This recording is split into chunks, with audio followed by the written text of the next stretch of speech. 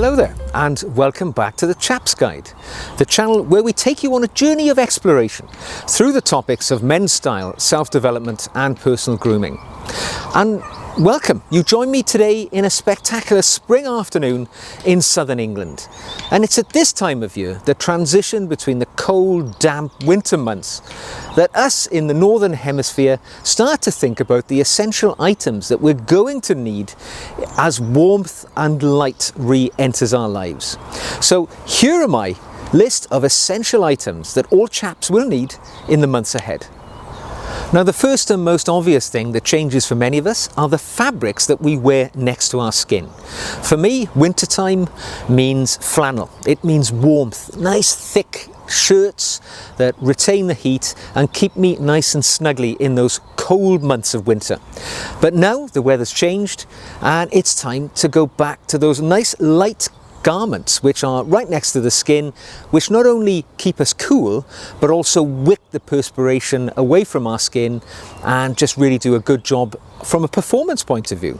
So we put away those flannels and we bring out the linens and the cottons, just like I'm wearing now, a nice cotton white shirt, and it's good for casual, it's good for formal, semi-formal, whatever situation you decide to find yourself in. But it's time to get the cottons out for the summer. Now, in the same vein as cotton is better against the skin in the warmer months, it's time to put away those woolens. You know, I love my chunky, thick woolen jumpers. There's nothing better to keep you warm on a cold winter's day. But now we've transitioned into 20+ degree temperatures here in the UK, it's time to put them to one side, park them for the summer, and time to get those lighter materials out.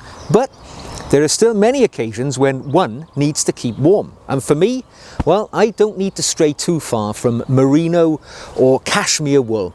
It's a lot lighter and can be worn in many more situations. But its warming qualities are not to be overlooked, even though it seems like there's nothing there really. But when you layer it with other garments, it really traps that layer of air, keeps you lovely and warm.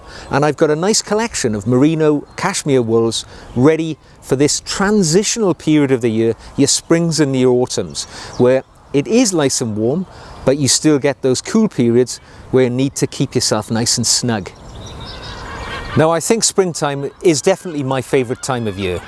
You've got the animals which are all coming to life, rebirth, you've got the flowers and everything in the environment, but it's still cool in the mornings and in the evenings. So you still need a jacket to keep you warm when you need to be out in the environment. And for me, I like nothing better than a cotton Harrington jacket or a bomber jacket for this time of year. It's that really nice compromise really between the big thick jackets of winter and of course nothing at all in the summer. And I really do like nice neutral colours that'll blend with pretty much anything you wear, or perhaps darker colours if you need to be in slightly more formal situations. But for me, I do really enjoy a nice, Harrington jacket at this time of year in my khaki colour. Makes me blend in perfectly to the environment and it's great for these changing temperatures. Now, another thing about spring, it sees the re-emergence of that great big fiery ball in the sky that we haven't seen for a while. What's it called now? The sun. That's right. It's been a while, I haven't seen it.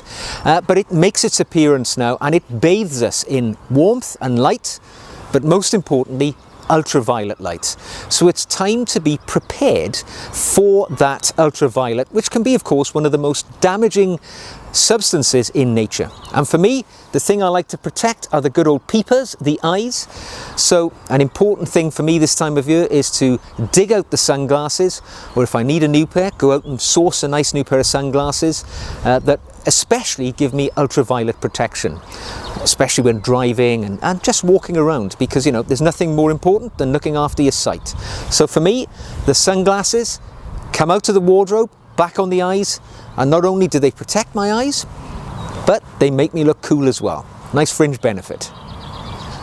Now, for those of us gentlemen who are perhaps a little more bereft on the hair front than others, the sun also means other protective things that we need to wear, and for me that is the good old summer hat. Now I love a good summer hat, not just because it looks good, but it also keeps the old bonce clear from sunburn. And for me, I tend to buy a new summer hat every year.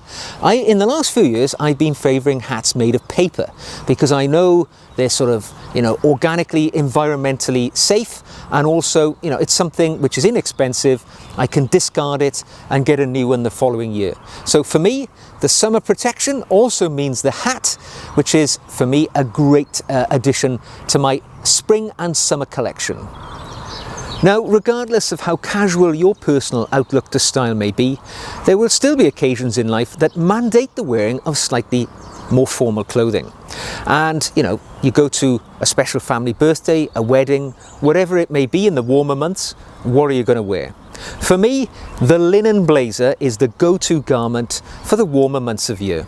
It's ideal for looking smart in a warm environment, and yet it's still able to keep you cool. This one I'm wearing right now, made of 100% linen, it's unlined, it's nice and light and keeps me cool and airy regardless of the temperature. Now I would recommend going with either a light or pastel colour, which can be easily worn with other colours like khaki chinos or navy chinos. You've got a garment which can be worn pretty much across the board for all those slightly more smart occasions that you'll find yourself going to in the summer and spring. Now moving down the body, perhaps spring is a little bit too ambitious to consider wearing shorts here in the UK. Depends where you live. And of course not every gentleman enjoys wearing shorts. When you get to a certain age, it becomes a garment which you perhaps choose not to wear. But for me, the ideal trousers for the summer and spring are the chino trousers, as I'm wearing now. Got a nice pair of green chinos on, and it's a garment which definitely is more suitable to the warmth than, say, your flannels and your thick denim trousers, because it's a perfect adaptation for those warmer months of the year. And of course, also come in a vast range of colours. Now today I'm wearing a light green pastel coloured linen blazer, and I've matched that with a pair of green chino trousers. Chinos have this wonderful Swiss Army effect that you can wear them with pretty much anything, whether you're casual, whether you're trying to be a bit more stylish, formal, semi-formal. They're a great addition to any gentleman's wardrobe, especially in the summertime. So moving further down the body, we arrive at the feet. What does a gentleman wear on his feet in the summertime? Now personally, I'm not a big fan of sandals. I like a more practical, more comfortable method of footwear. And the place I often stop at is the good old desert boot. It's been around since the Second World War. It's tried and tested. It looks outstanding. You can wear it with chinos. You can even wear it with shorts. The original desert boot was worn predominantly by soldiers wearing shorts, and it does look good in shorts. It's also, most importantly, really comfortable. It's an unlined raw leather on top, or suede, which means that it can be, it's quite practical at keeping the foot well aired and, free from perspiration. And it's just something you can wear when trekking over the land or walking the streets in the city. So the desert boot, an ideal item for those summer months, whether you're wearing chinos, shorts, or whatever. Okay, chaps, so I hear what you're saying. The desert boot is not your style. Well, why not think about a good leather training shoe in white, or perhaps another more neutral colour, because it's got all the practical applications of the desert boot in perhaps a more fashion forward way.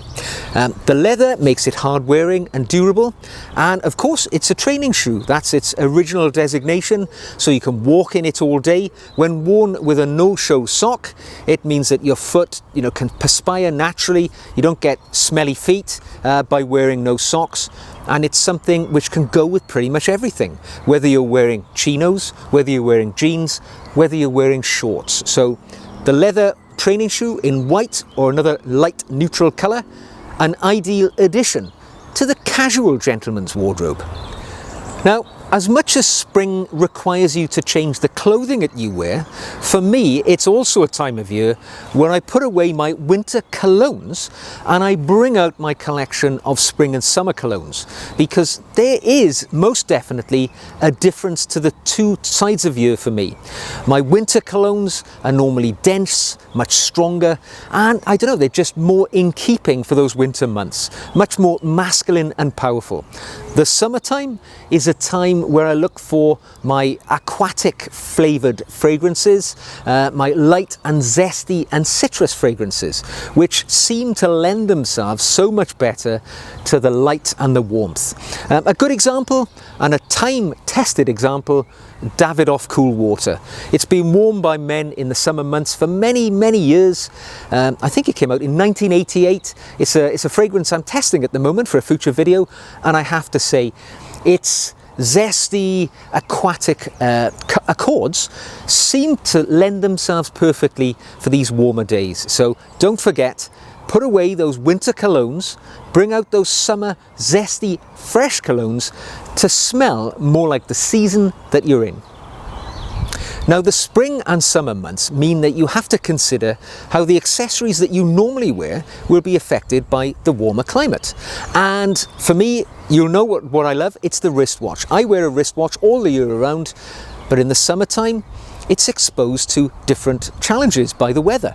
Now, for a start, your watch is going to be more visually apparent, because the chances are you're not going to be wearing long sleeve shirts all the time. You'll be wearing your shirt sleeves rolled up, or you'll be wearing short sleeves all the time, you know, in the hot weather. And, you know, people are going to see more about your watch. So take the opportunity to wear a watch. It's most likely going to be the only piece of jewellery that you get to wear, and it will be something that allows you to show a bit of your character and charisma in the watch that you choose. Also important is the way that you wear your watch. If you wear your watch on a leather band, now that means it's going to be exposed to the perspiration, to the ultraviolet, and it's going to deteriorate, it's going to be damaged by exposure, perhaps if you go in the pool, all of these things which you tend to do a lot more of in the summer months. So I often, if I have watches which I wear on a leather band, I swap them over to a NATO strap, which is, you know, an impervious nylon strap, generally speaking, which means that I can get it wet, I can get it perspired over, and it doesn't affect it in any way. I can give it a good wash out if I sweat all over it, and it's not going to break down and damage it in any way. Now, the other thing, you can choose to wear a watch on a stainless steel strap. That way you're even better protected. If you want to jump in the pool unexpectedly, you don't have to worry about it, as long as you're wearing a waterproof watch. So don't forget, wear a watch, but wear a watch which is appropriate to the season. Well, I hope you've enjoyed my thoughts around the Chap's essentials for the spring and summer months. Time to put away those winter warmers for a few months and enjoy the bathing light of Mother Sun. So, if you have enjoyed this video, I would encourage you to leave me a comment in the comment section below, give us a thumbs up, and if you're not already a subscriber, click that red button and come on the journey with us here at the Chap's Guide. Until the next time we meet, take care and stay cool.